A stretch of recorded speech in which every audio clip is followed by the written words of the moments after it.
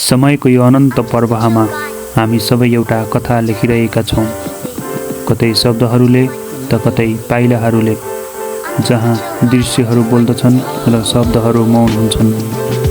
त्यहीँबाट सुरु हुन्छ एउटा नयाँ अनुभूति, एउटा नयाँ यात्रा।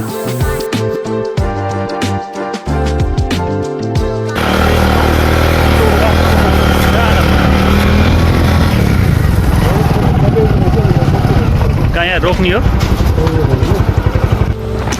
अब हामी आजको यात्रा यहाँ अहिले चेपारको डाँडामा अहिले हामी विस्तृत रूपमा केही कुराहरू अध्ययन गर्न आएका छौँ। यहाँबाट चाहिँ हाम्रो अब काठमाडौँ भ्यालीलाई चाहिँ कसरी ग्रोथ गर्ने, कुन कुन संयन्त्रहरू अप्नाएर चाहिँ काठमाडौँलाई चाहिँ विशेष रूपमा परिवर्तन गर्न सकिन्छ, एउटा नमुना देशको नमुना राजधानी बनाउन सकिन्छ भन्ने कुरा चाहिँ हामी यो क्षेत्रबाट अध्ययन गर्नेछौँ।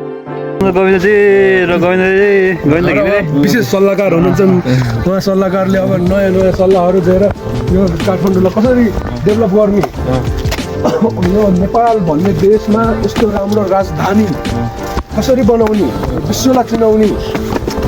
क्यामेरा हेरेर भन त आकाश, आकाशलाई क्यामेरा हेरेर एकचोटि राजधानी पनि अब विशेष हुनु पऱ्यो।